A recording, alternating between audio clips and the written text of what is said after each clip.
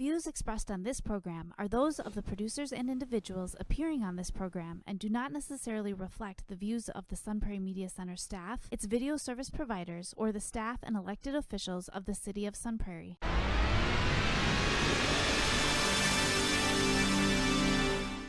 Hello there, and welcome to Real Reviews. My name is Jamison Rabbit, and I am joined, as always, by my good friend, the co-host with the most, it's Steve Sabaki. I am Steve. Yes, you are. Do you have any lava chicken on you? No, I don't. We'll talk about that in a bit. So here we are, back once again. It's been about a month or so, a little over a month since we last got together to talk about some movies.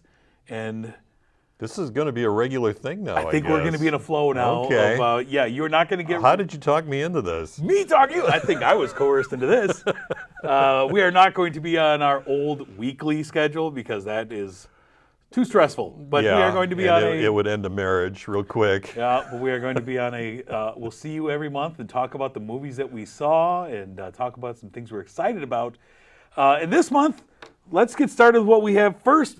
A couple of weeks ago, or I guess now a month ago almost, we had the Wisconsin Film Festival. The 27th annual Wisconsin Film Festival was at the beginning of April.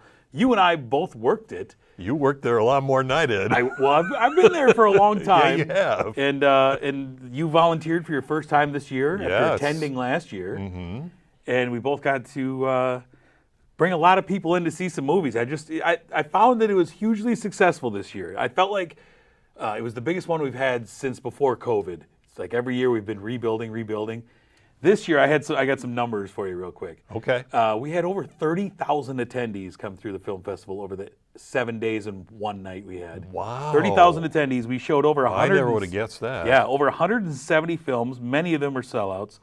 Also in the mornings before the film fest started, we had over 3,000 Madison Elementary School students come through to watch free screenings of our Big Screens Little Folks series of shorts. We had more than 30 Q&As with filmmakers from around the world. Okay. And I thought it was just a really wonderful time. We had amazing volunteers, such as yourself and many others. Yeah, I had a good time doing it. Yeah, I mean, you volunteered at both the Bartell Theater and Flick's Brewhouse. Mm-hmm. It was good to see you there. I mean, I wasn't crazy about doing garbage detail, but hey, I'm a rookie. You know? That's right. I expected that. Yeah, that's right. Mm-hmm. I thought it was fun. It was fun getting to have you there, getting to hang out as best we could. I stayed plenty busy there. I mean, I was amazed because I did mostly daytime stuff. Yeah. At the number of people who came to see the movies during the daytime. Yes, and many people who came just for all four movies we showed. Like I come here in the morning and I'll be here all day. Yeah. I mean, I would scan tickets at one place and I'd see somebody, and then the next film I'd see that same person again and over. I mean, it's 7 full days. The 8th day is just the premiere night. But really 7 full days of screenings, and you talk to people and they're like, I've seen 28 movies this week. Like wow. That's 4 a day. I don't know how you're going to get more than that in. It's great, and it's a lot of fun. And big success. We got in a couple of movies. I got to see 2 movies during that time. I saw one. People are always like, how many movies you get to see? Like, yeah, I'm working the film fest. I'm not attending as much. But we did get to see one together, which we want to start talking about for our first review on the marquee this week. What do we have for him? First film. This is a documentary called Predators, and it's directed by David Ossett, and it mostly covers the TV program To Catch a Predator, which aired on NBC from 2004 to 2007 in the show Dateline. And this was a program that was hosted by Chris Hansen. It caught child predators with hidden cameras in sting operations, leading to their arrests. And the show became cultural phenomenon. It made Chris Hansen famous. Oh, I mean, his catchphrase, why don't you have a seat? Yeah. I'm with Dateline NBC, I'm Chris Hansen. You saw clips of him. He was on Oprah, Jimmy Kimmel. He was even on The Simpsons. Yeah. The documentary is divided up into 3 acts. The first act focuses on the show itself, including raw footage that shows both Hansen and police officers treating the suspects with a little bit more empathy than what we saw on TV. It also included what I found pretty fascinating, interviews with some of the adults who portrayed the decoy the minors child decoys, yeah. who met the pedophiles at the sting houses. And one of them was involved in a sting that led to the suicide of an assistant DA in Texas, which ultimately ended the series. And these interviews were pretty interesting because some of these decoys were proud of what they did in the show, and some not so much. They had regrets. Second act covers To Catch a Predator knockoff copycat shows, like the one with a guy by the name of Skeet Hansen, whose catchphrase after blindsiding his targets was, "You've just been skeeted." His employment of a 52-year-old woman as a 14-year-old girl. Yeah, and we learned that Chris Hansen is still doing this. He's got his YouTube program that does something similar called Takedown. I didn't even know these shows were on. Oh, yeah. And then the third and final act includes a sit-down interview with Chris Hansen, who's now 65. He talks about the legacy of his show. It's at this point where we learn the personal reasons why the director made this film. Unfortunately, the interview for me didn't really tell me a whole heck of a lot. It didn't really say anything new. But, you know, I remember watching this show when it was first on. Yeah. Yeah. I mean, it was cringy, creepy, and difficult to watch then. This document was cringy and creepy and difficult to watch now. And back then, I mean, I applauded what the show did. I mean, make no mistake, these were bad dudes that deserved to be locked up for a very long time. But this movie does raise some interesting questions, and these are questions that, for the most part, go unanswered. Yeah, I mean, the big thing for me was the blurring of lines between, you know, television, show business, and law enforcement. Yes. And who's running the show here? Is the TV production telling the police what to do? I think that was the big crux of like, oh yeah, I can see where this is a problem. And I can see why sometimes law enforcement, the DA would refuse to prosecute some of these cases because it's like, well, you can't have Chris Hansen representing himself as a detective. Nobody gets Mirandized. Yeah, and then we use this footage to prosecute somebody. Right. This isn't legal. And I wish the documentary would have spent more time on that to talk about I think that was the most interesting part. What were the results of this show? Yeah. I mean, what was the conviction rate? And they allude to it. I think they did an interview with a local district attorney about it. Yeah. But they really don't get into it that much. Yeah, I mean, I was really mostly interested in kind of the poking of the holes of the morality and the legality of the series. I was hoping for and expecting something kind of more monumental at the end when we finally get Chris Hansen to sit down, and I was really let down by that. It was just, I felt like this feels like a documentary that I would have seen on NBC about the show. Like it wasn't. It didn't feel like groundbreaking. But you know what's interesting about that observation is that I think the director had the same feelings, that he was disappointed. I mean, there's a long shot of him after the interview with Chris Hansen, and Chris Hansen leaves, and I think it was done for more dramatic effect than anything else, but there was a long shot of the director just sitting there. Yeah. You know, like thinking about, okay, Hansen didn't get really tell me what I wanted to know. Yeah. And I think that's kind of what this film's about. You know, the director raises these questions about the program, and he experiences a form of disappointment when he doesn't get any answers. Yeah, that's kind of the way I felt. But what did you end up giving Predators? You know, it does have some holes, but I thought it was pretty interesting. I gave it 3.5 stars. I believe it's going to be on Paramount Plus Showtime later this year. There you go. Another film that I got to see at the film festival, it was our opening night film. What did you give it? Oh, I'm sorry. I gave Predators 3.5 stars as well. Thank you. Keeping me on task. All right, moving on. Another film that I saw at the Film Fest, it was our opening night film of the Film Fest. It is a film called Friendship from director Andrew DeYoung. This is a film that will actually hit theaters May 9th. We showed it at the Film Fest April 3rd, so we got a nice preview. It's the newest film from A24 starring Tim Robinson and Paul Rudd. Tim Robinson of I Think You Should Leave and Detroiters brings his dark, uncomfortable style of humor to this. And he's just a regular guy, married to his wife Kate Mara, and boring until a new neighbor moves in. Austin, played by Paul Rudd. He's cool. He has a band. He's got cool friends. He's adventurous. And Tim Robinson's character of Craig starts to almost single white female him. Like, really wants to be him, wants to be just like Austin. He's cool. I'm not. It's just to glom onto his personality. And it gets creepy. And It's like me with you. right, sure, right? Yeah. And his awkwardness finally leads to the inevitable falling out. And this leaves Craig facing kind of a crisis of self, of who he is if he can't adapt Austin's personality. And both Tim Robinson and Paul Rudd, I think, are great playing regular guys, just guys as opposed. And this film, as opposed to the hilarious short sketches that Tim Robinson is known for with I Think You Should Leave, where they're all like outrageous, hilarious 4 minutes. This allows him to explore a character and find these nuances, and from the dark and brooding to the cringy and hilarious in his characters. And there were several laugh out loud moments. It was great. I saw it at the Barrymore opening night, packed house, 800 people in there, and it's just laugh out loud moments, uncomfortable laugh moments, which makes it so much more fun when you see it with a full crowd like that. But these are two guys who are great comedic actors that I really enjoy. And I can't wait to watch this again when it comes out May 9th. I'm going to go check out Friendship again. And so for me, I give it 4 stars. Wow. Yeah. Go Okay. check it out. Now I got to see it. Good comedy. I saw the poster for it yesterday at the theater. Yeah, good stuff. All right, let's move ahead to what you saw, sir. What else do we have on the marquee? All right, I want to talk about Drop, directed by Christopher Landon, who's the son of actor Michael Landon.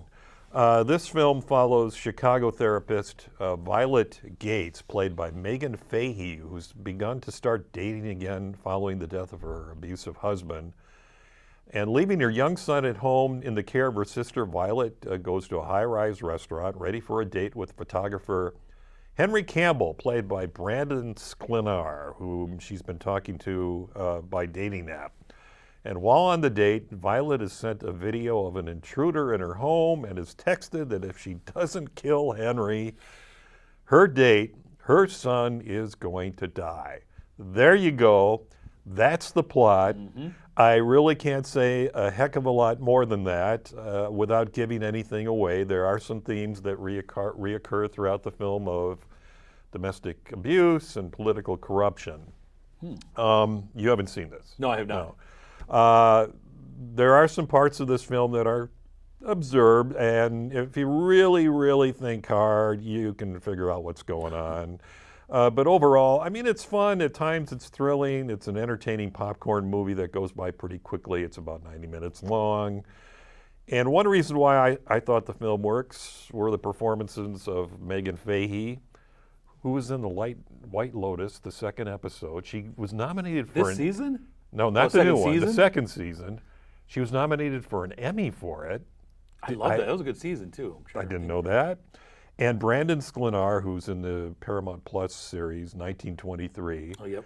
I predict he's going to be the next movie hunk. Ooh. 2 good performances that keep the film from getting too silly. This movie reminded me a lot of a movie that I really liked from 2005 called Red Eye. Remember that one? Rachel McAdams and a guy by the name of Cillian Murphy. Oh, yeah. Okay, I do remember that He now. was the bad guy? Yes, Mhm. yes.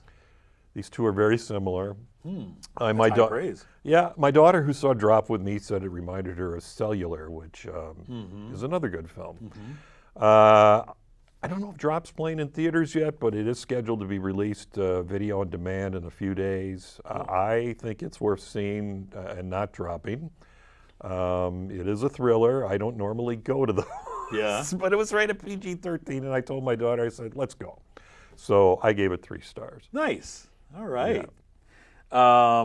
Speaking of thrillers, we both saw another movie in theaters. It is the sensation of 2025, leading to huge box office numbers and headaches to people who have to clean theaters in between shows. Of course, we're talking about a Minecraft movie from director Jared Hess. Stars Jack Black as Steve. There you go, the big guy here. Jason Momoa as Garrett, the garbage man Garrison. Sebastian Hansen as young Henry, who is the young protagonist of this film, and then it's filled out with the cast of Jennifer Coolidge, Danielle Brooks, and Emma Myers. And this is a film that I have zero interest in the property of Minecraft. Like, no, I have no attachment to this. I've watched my sons play it years ago when they were young, and more truly, I've watched them watch other YouTubers play the game, which is always an interesting thing to me. But it had no impact on me. In fact, when I asked my daughter if she wanted to go see it, she's like, "No, I don't want to go see it. I don't have anything to do with it." So, well, I have to see it because it's in the zeitgeist, right? I have to go see this movie. Yeah. What I found was a pretty dumb adventure. I think two fun, outrageous leads in characters in Jack Black Steve and Jason Momoa's Gigi. I like both of them. Henry, who's the child, I don't know. The whole movie I'm watching him going, he feels like a young Screech Powers. Like Yeah. Right? He felt like I was young thinking, I Screech said, to who me. does he remind me of? That's not high praise. You remind me of a young Screech. That's right. Wow. Unfortunately, though, I found that the female characters in this movie, all three of them, were kind of meaningless. They were written. Jennifer Coolidge's character didn't belong. I don't think it even had a purpose in the movie. Well, I think it was there's a side bit with, she's the assistant principal of the high school, and she's dating one of the villagers who sneaks into Earth, and I think they put that in there to amuse the adults. I guess. That are in the audience. But unfortunately, Henry's sister, played by Emma Myers, and Danielle Brooks, who's along for it, I felt like they were just given nothing to do other than just run around as everyone else did everything else. Beat up zombies. Yeah, and I was kind of disappointed by that. I love Jack Black. Oh, I do too. And I love how Jason Momoa is so ready to be the butt of a joke. Yeah. You know, I mean, that takes a lot. He's very willing to be the butt of a joke and play outrageous characters, and I like that. Unfortunately, those performances just couldn't pull this into entertaining for me. I don't know. You went in probably with the same thing as me. You didn't play a lot of Minecraft. No, you're right. This movie's pretty dumb, but, and I can't believe I'm saying this, I actually found it fairly entertaining. Okay. You know, and I know nothing about Minecraft. I've never played the game. I don't like movies based on video games. I didn't know what a chicken jockey was. Yeah. I mean, is that even in the game? I believe I have to throw my popcorn in the air now that you said that. Is that what they do when they say it? Yeah. That's why you see these pictures of these theaters being destroyed. Okay. I mean... Two old guys explain Minecraft the movie to you. I mean, it was just me at the theater with a mother and her two kids, and they didn't do anything when That's good. Chicken Jockey came up. I thought it was fun. I did laugh multiple times. I mean, it loses some steam in the second half, but overall, I didn't think it was as bad as I thought it would be. And I think the reason for that was Jack Black. I mean, Jack Black makes everything better. I mean, this is going to sound really stupid, but can we just agree now that during the Oscars next year that we give Jack Black an honorary Oscar for this? I mean, is there anybody else that could have played this role? No, truly he does. I mean, like, I think this was a pretty basic adventure to me with some fun bits in there. If it wasn't for Jack Black and to a lesser extent Momoa, this could have been intolerable for me. Yeah. Because the story was nothing, and I'm sure I missed out on 1,000 inside jokes because I'm not part of the franchise. But Jack Black is always having fun. No matter Well, it what. looked like he made up a lot of his dialogue, didn't I it? think so. Yeah. I don't know. He's a good time, though. I mean, had it been anybody else in that role, I think the movie would have bombed. You know, and I told you before we did the show, I want a Dennis stuffed toy. Dennis the dog. Dennis the dog. Yeah. You got to watch the movie. Dennis is so cute. They are available. I did look it up today. Oh, you so can you're get just putting them it out there like just No, saying, no, they're send it available. into the show if you have a Dennis the dog for me. Tell me, Yes. you didn't tear up a bit when Jack Black sang the Dennis song. It's pretty sweet. Pretty sweet. I prefer that over the Lava Chicken song. Yes, I do concede. There are fun parts in here. I did have fun with a lot of Jack Black. I just felt like as a movie it was kind of subpar. Yeah. But, you know, I mean... But maybe, you know what? So there's a flip side because this is been getting a lot of... I mean, theaters have been having to come out and really address the fact that their theaters are getting destroyed during showings of this film. You see some Really? Yes, you see some of these videos where kids are just dumping huge buckets of popcorn, throwing their sodas in the air, and you're seeing these pictures from ushers who have to come in afterwards and be like, what? This is not even cool. And now they have to play things ahead of the time, like, hey, be respectful in the theater. We will throw people out of here, blah, blah, blah. It has to be addressed because unfortunately it's become a TikTok trend to do this during the showing. and run around and scream. And so part of me is like, I went and saw it. It was pretty quiet. There was 10 of us in the theater. Maybe it would have been better if I was in a crowd. Maybe I would have been horribly annoyed by the crowd. I don't know. I would have been annoyed. But going back to my thoughts on friendship, like seeing a movie with a bunch of people who are excited for it, it makes it more fun within reason. But I don't know. Minecraft. I read where Jack Black showed up at a theater Yeah. and came to and told the kids, don't do that when that happens. I'll tell you what, when we were working at the theater together a few weeks ago, a child came in. Now, I'm standing in the theater. There was this huge step and repeat poster of Minecraft. And this kid came in, and I knew his dad, and his kid thought that I was Jack Black from Minecraft standing there. Which I was like, first off, come on. I mean, I'm a big guy, but... And second off, you think Jack Black just comes in and stands in front of the poster for his movie? You need the black and gray beard. I know. Come on. Anyways.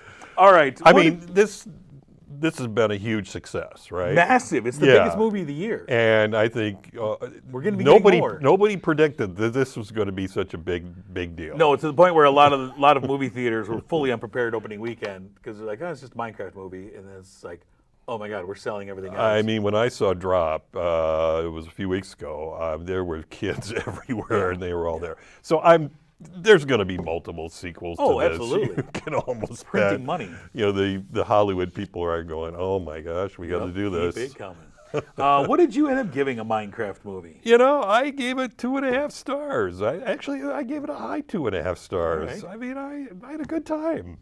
Why is your voice getting so high? I don't know. I get emotional. It's Dennis. I get emotional over Dennis. I love it. Yeah, I gave it a slightly lower 2 stars. Like I said, Oh, it's fun, really? But I just come on. So, anyways, moving on to hopefully a slightly better movie. Just this week, I saw the newest film to come out. It is from director Ryan Coogler. It is Sinners. Stars Michael B. Jordan in dual roles as brothers Smoke and Stack. It is set in 1932 down in the Mississippi Delta. Twin brothers Smoke and Stack return home after fighting the war in World War I and then going to work for a mob outfit in Chicago.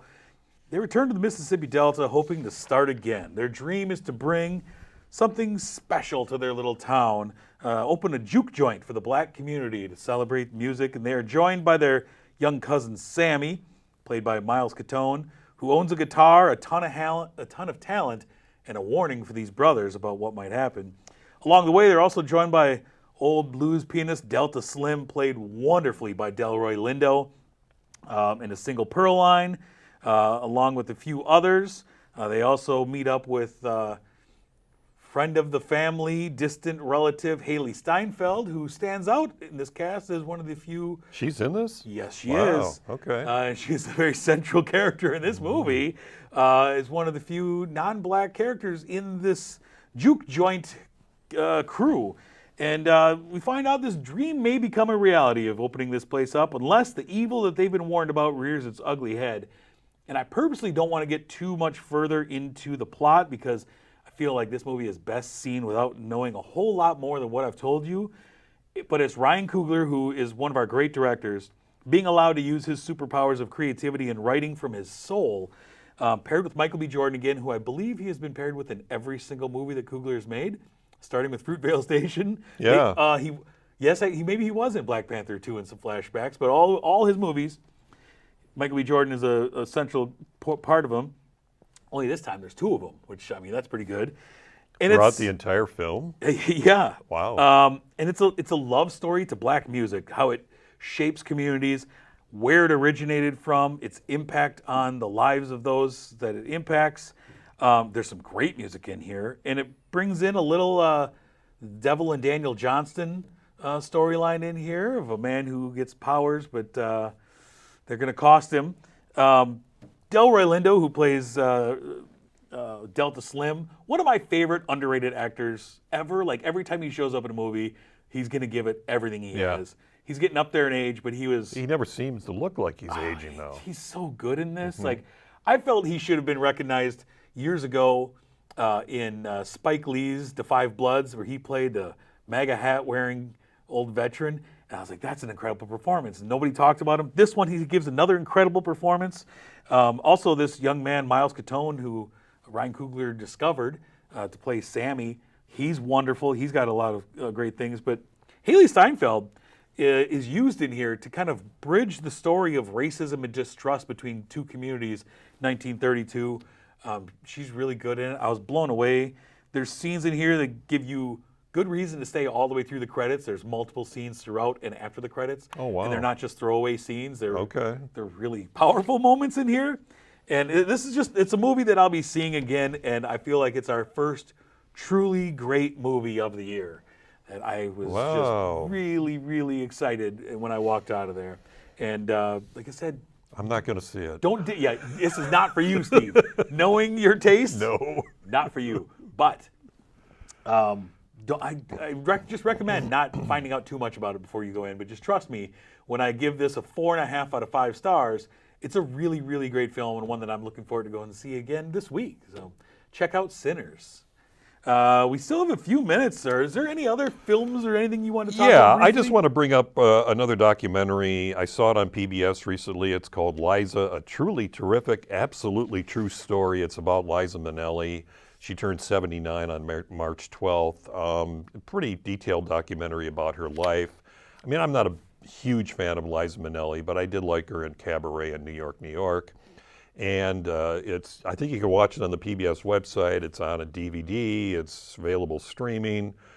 It's a movie that's more celebratory than revealing. It goes a long ways towards, Liza wanting to let the viewer know that I'm more than just the daughter of Judy Garland. Okay. That's a big focus of this. Is it the rise and fall, all the pitfalls of the life of Liza Minnelli? The shortcoming of this documentary is it doesn't spend a lot of time about her childhood, the struggles she had in her childhood, or her drug issues, or her relationships, which haven't all been that great. Very rocky. It touches on that, doesn't really get into it in a lot of detail, but I thought it was a good documentary. If you are a fan of Liza Minnelli, I would definitely check it out. I gave it 3.5 stars. Where did you say you can find this? It was on PBS. It was on late at night one night. I just stumbled on it. I was going to go to bed and I couldn't turn it off. And nice. I think it's on the PBS website, but it's also streaming as well. Excellent. So. As I said at the start of the show, we're going to be coming to you on a monthly basis from now on, bringing you our thoughts on films that we've seen in the previous month. Looking ahead, we've been getting some great trailers for movies this summer. We've gotten trailers for Fantastic Four, for the new Predator movie, Badlands. We have the Thunderbirds coming up soon, and there's a bunch of movies. I mean, we're getting hot and heavy into summer movie season. Is right around the corner for us. I saw Lilo and Stitch yesterday. Yeah? Yeah. Good stuff. Stitch looks so cute. Yeah. We also, in the month, we lost Val Kilmer. Yes. I've been watching a bunch of Val Kilmer movies. I watched Tombstone. I watched Kiss Kiss Bang Bang. I rewatched the great A24 documentary Val. That was Val Kilmer. That's a good one. In his own words, despite him not having a voice. In his son's words, I guess. Phenomenal documentary. I really enjoyed. I highly recommend checking that one out. But one of my favorites is Real Genius. Yes. I love that movie. I mean, that guy came out, his career started basically with Real Genius, Top Secret, Top Gun. That's a nice 1, 2, 3 to start your career with. Good stuff. So, sad to see Val Kilmer pass. But, next month we'll be talking about some really fun movies, I hope. I'm going to go check out The Accountant 2 when we're done here. Yeah. We'll see if we talk about that in the near future. But that's everything I have for you, sir. Thank you for jumping on in with me. Thank you. Be sure to find us. You can find this show here on the wonderful K-Sun, or you can find us on our various social media platforms. We have a Facebook. We also have an Instagram by searching Real Reviews K-Sun, Real Reviews TV. Make sure to join the conversation on this there at any time. We always love to chat with you. But until next time, I'm Jamison. I'm Steve. Have a great I want to thank our sponsor who makes this show possible each and every episode. Marcus Theaters, the Palace here in Sun Prairie, the best place to watch a movie, the best dream loungers around. We thank you for being so wonderful to us over all these years.